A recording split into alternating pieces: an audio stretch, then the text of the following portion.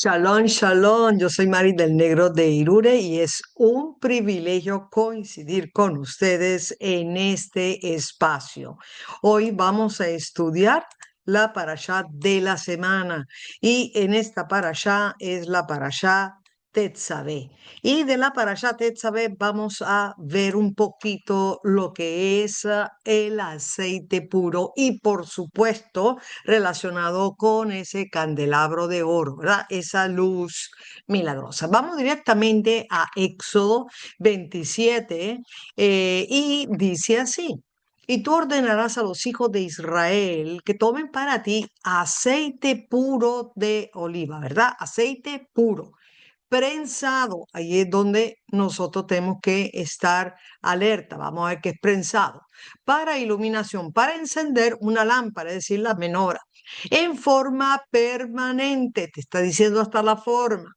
En la tienda de reunión, afuera del velo que está junto a las tablas de testimonio.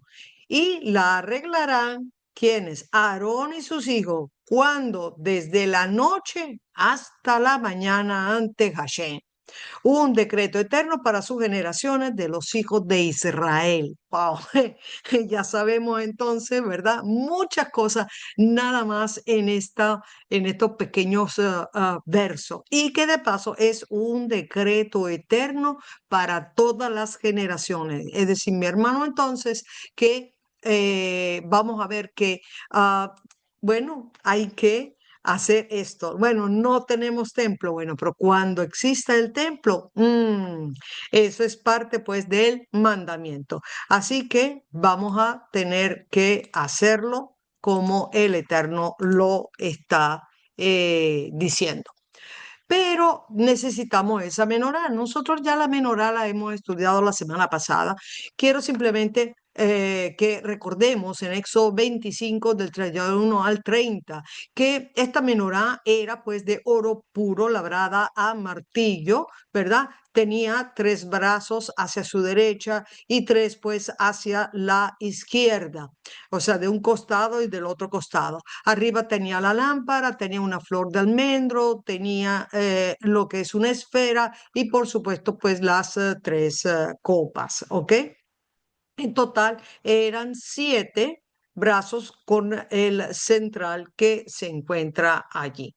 Bueno, nosotros vamos a estudiar esto desde el punto de vista de la escalera educativa del maestro Rico Cortés en base a la legalidad bíblica y un poquito lo que es la arqueología.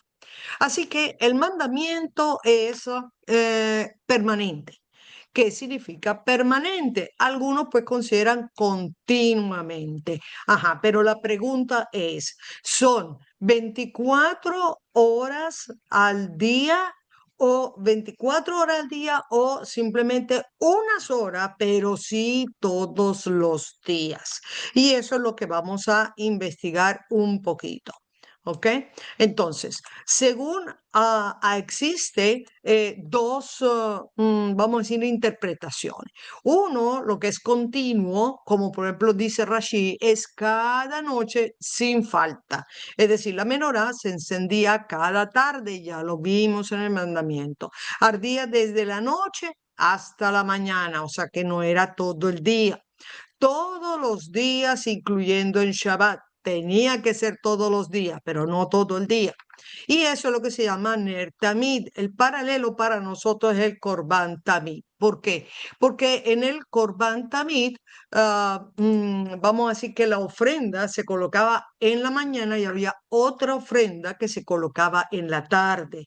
Eso no significa que era una ofrenda que tenía que arder, ¿verdad? En el altar las 24 horas, no, sino que sí era todos los días, incluyendo el Shabbat. Bueno, de la misma manera, está diciendo pues que estas lámparas debería pues de ser así. Y esto, Rashi se basa en Levítico 24, del 2 al 3, que dice, Aarón la dispondrá desde la tarde hasta la mañana delante de Hashem continuamente. Y eso es lo que significa Ner Tamid, continuamente. ¿Ok? Así que, sin embargo, el Talmud y Ramban dicen que había una lámpara que sí ardía 24 horas. El Talmud en Menahod 86b y 98b dice que una de las 7 lámparas tenía un comportamiento milagroso. Oh, mira, mira tú, qué increíble. Se llenaba con la misma cantidad de aceite, pero no se apagaba. De ellas se encendían las otras. Esa lámpara era llamada occidental o Ner Maraví. Entonces, no confundamos el Ner Tamid con el Ner Maraví, ¿ok? Según Ramban, había una de las 7 lámparas que permanecía prendida. Vamos a ver qué lámpara es esta que permanecía milagrosamente prendida. Bueno, eh, según esto, ¿verdad? Según Rashi, la llamada lámpara occidental era porque estaba cerca del lugar santísimo, no necesariamente la del medio, ¿ok? Se llamaba occidental, era por su posición y orientación, lo que estaba más hacia el oeste. Mientras que según Ramban, la lámpara central era llamada Ner Maraví, y su mecha era la que estaba orientada hacia el lugar santísimo. Las otras 6 estaban inclinadas hacia ella. Ajá. Vamos a verlas. Yo veo que con los gráficos se entiende mejor. Bueno, esta es, según Rashi, había una de las lámparas de esta menorá, ¿ok?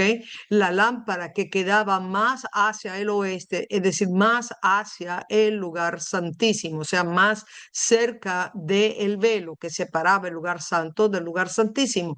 Esta que está aquí, ¿verdad? Es la que la llamaba la occidental, es decir, la que quedaba más hacia el oeste que las otras 6 que contamos acá. Esa era la occidental. Ahora, según el Talmud, ¿verdad? Y Rambam dice que no necesariamente, es decir, esta, la central, es la que se llama Ner Maraví. Lo que pasa era que el candelabro que tenía la lámpara y la mecha es la que estaba recostada de un lado. ¿De qué lado? Del lado más cercano a a esa cortina, al lado occidental. Y todas las demás estaban orientadas, ese pabilo, esa mecha, estaba orientada o apoyada hacia lo que es esta lámpara central con la luz que estaba hacia el oriente, hacia el occidente. Todas ellas hacia la central. De este lado izquierdo hacia la central y del lado derecho pues orientada hacia esta que está aquí, que es la Ner Maraví. Así que, mis hermanos, hay 2 posiciones, ¿verdad? Que hemos encontrado de este encendido y la colocación de la mecha de este candelabro de oro dentro del tabernáculo. Pero evidentemente parece que sí había una lámpara que quedaba encendida, ¿verdad? Bien interesante. Pero seguimos. Eh, ¿Cómo lo hacían en realidad? Bueno, de acuerdo a la Mishnah, el Tratado Tamid 3.9 o Tratado Yomá 3.10, el Talmud, inclusive el Dershem, en su libro de El Templo, su ministerio y servicios, dice que en la mañana, mientras se ofrecía el sacrificio diario o llamado Tamid de la mañana, un sacerdote subía 3 escalones hacia la menorá, retiraba el aceite y las mechas quemadas, pues las cortaba, las limpiaba y preparaba nuevamente las mechas. Según el Dershem, no limpiaba las 7 al mismo tiempo, sino que dejaba 2 prendidas. En la Mishnah, en Tamid 3.9, dice, el que limpiaba la menorá, limpiaba 5 lámparas y dejaba 2. Según Rampan, estas 2 lámparas eran las que también estaban más cercanas al lugar santísimo, asegurando que el fuego ritual nunca se extinguiera. Uy, esto de verdad está Interesante. Mientras que en la tarde, antes del sacrificio vespertino, llenaban todas las lámparas con aceite puro prensado, se colocaban las mechas nuevas y se encendía el fuego de las lámparas para que ardiera. Y si se había apagado, se encendía usando el fuego del altar. Ok, ¿qué está diciendo aquí? Bueno, que se hacía pues durante el sacrificio o el tamiz de la mañana, el de las 9 de la mañana, cuando ponían el corderito en el altar, pues uno de los sacerdotes entraba y subía unos escalones para poder llegar a la parte de arriba de la menorá y por supuesto limpiaba todas las lámparas. La lámpara es la parte más de arriba que se encuentra de esta menorá. Quitaba el aceite, quitaba pues todo lo que despabilaba, todo lo que estaba quemado, ¿sí? Y realmente parece que limpiaba, eran 5, no las 7 totalmente. Ahora parece que habían 2 que quedaban, entre comillas, sin limpiar, ¿verdad? Pero que a veces permanecían encendidas. Luego en la tarde sí se colocaba el resto del aceite puro y se podía pues encender, ¿verdad? Todas las lámparas de la menorá. ¿Cómo la encendían? La encendía con esa que estaba pues más cercana al lugar santísimo. Y si se apagaba, pues bueno, no importaba. Ellos tomaban fuego, ¿verdad? Del altar para encender ese candelabro en aquella de tarde a noche. Así ardía toda la noche, eso sí. No es que tenía que arder 24 horas, no era la idea. La idea era que hubiera luz en la noche dentro del tabernáculo, porque era muy oscuro, con todas esas capas que tenía, era muy oscuro, ¿verdad? Bueno, parece eso, así es como lo describe, ¿verdad? El Talmud y también el Dershay. Pero la Mishnah dice además que cada lámpara llevaba medio log de aceite que había que colocarse en las noches o esas tardes, ¿verdad?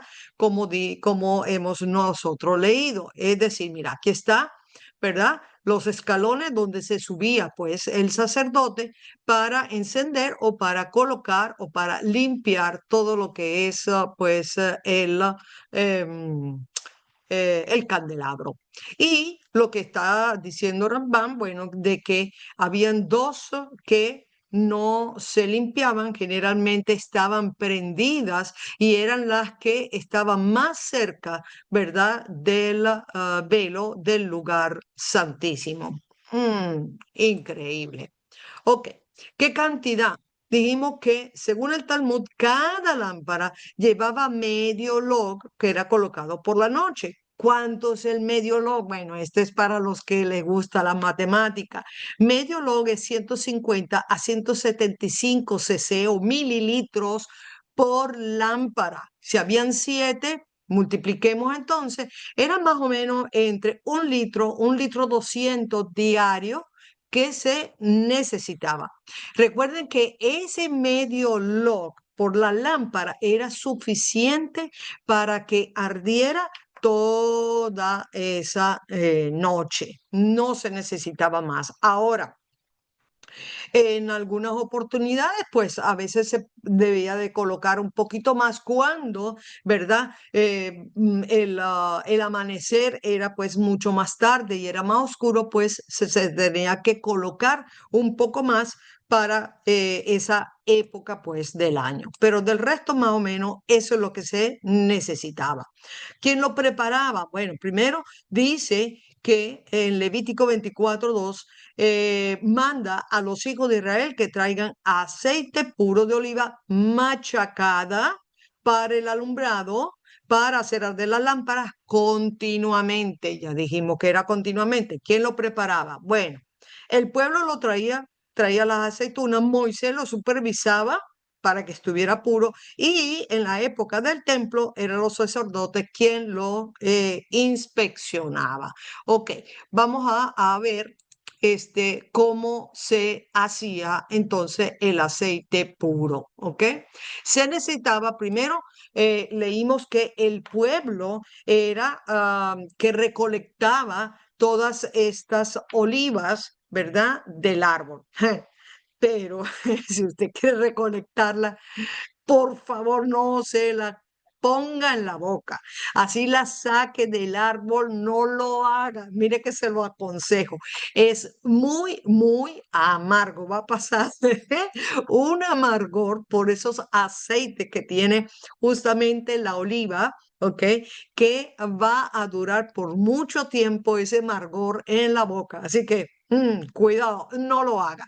Pero si lo recogían en cesta y entonces era llevado pues al templo. Y muchos de ellos lo que hacían era, según la palabra, era machacarla, pero en realidad la palabra en hebreo machacar no es la que nosotros conocemos, sino realmente era como presionar y tenía que ser ligeramente, tampoco es que podía ser de forma muy fuerte o una presión muy de mucha presión, porque no podía ser de esa manera.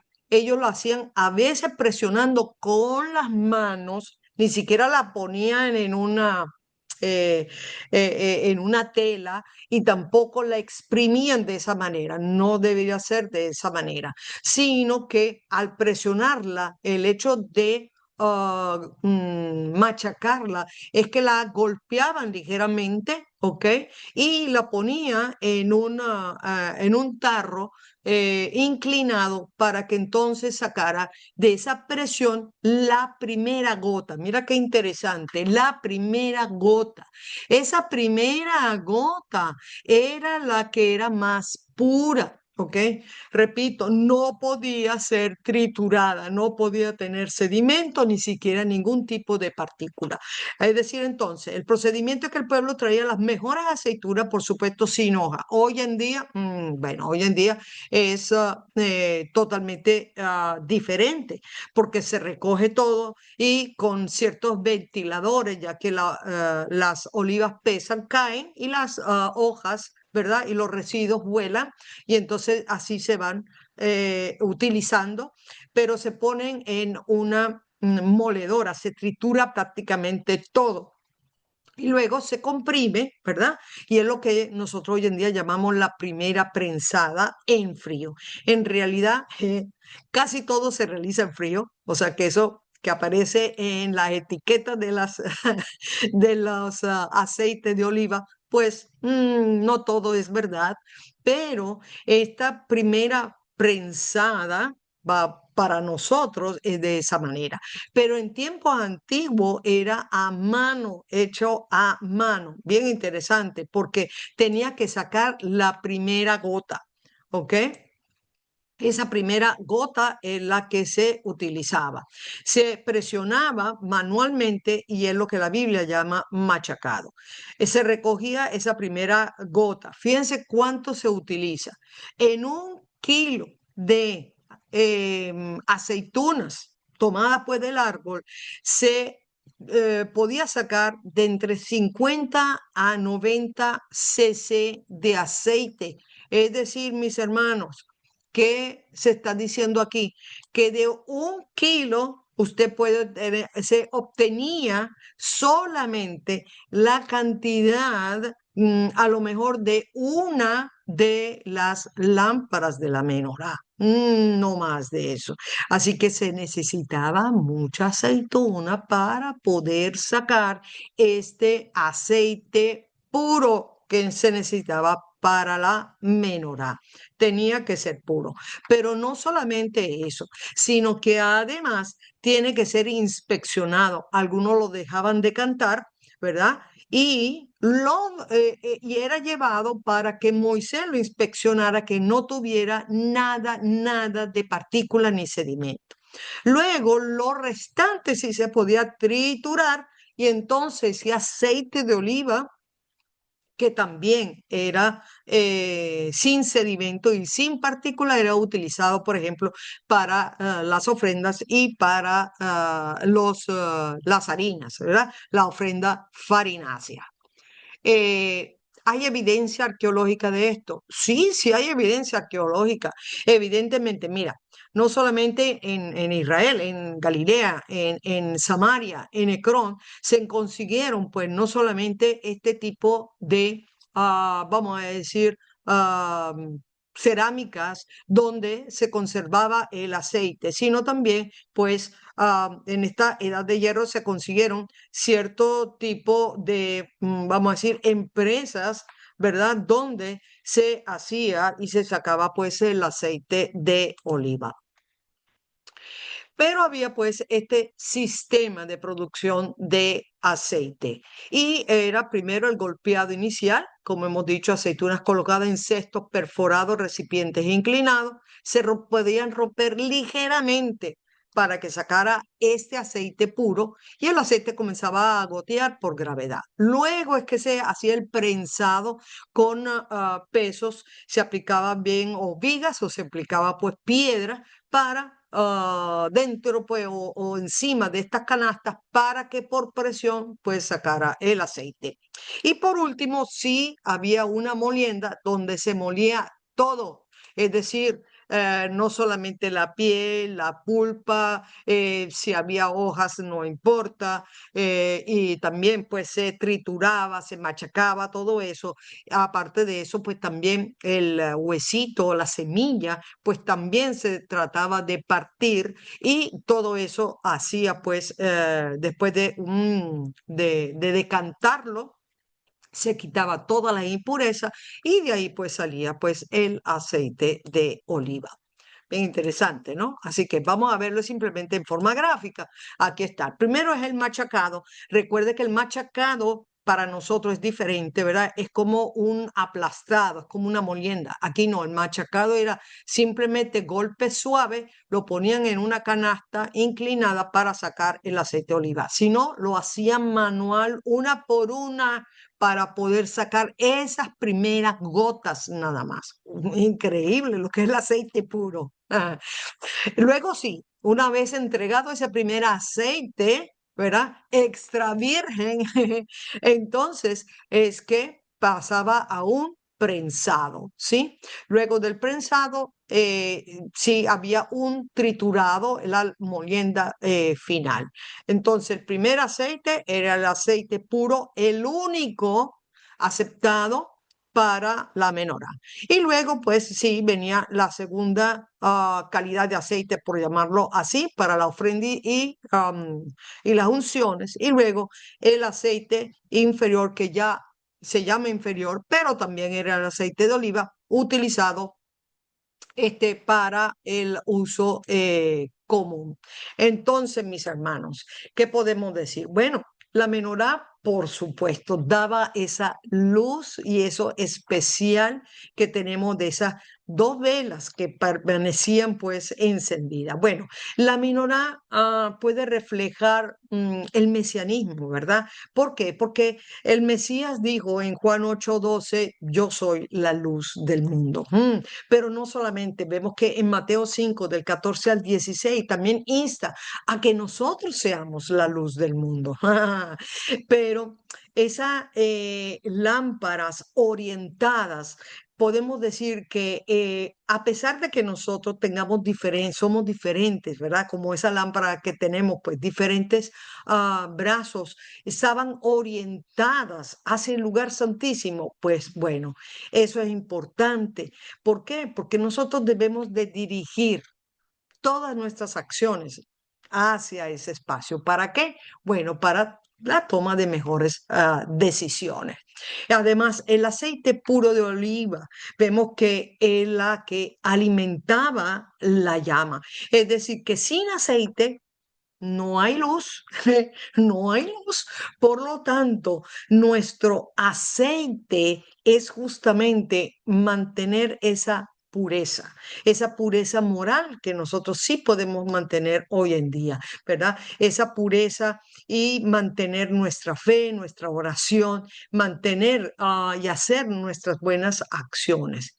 Y que el Ner Tamid no significa realmente una perfección externa, sino la constancia diaria. No es que no se apague nunca nuestro aceite, sino que más bien es volverse a aprender cada día. Y no solamente eso, sino que nosotros podemos alimentar nuestra luz, ser constantes y evidentemente encender a otros. Que tengan un excelente shalom. Bye bye.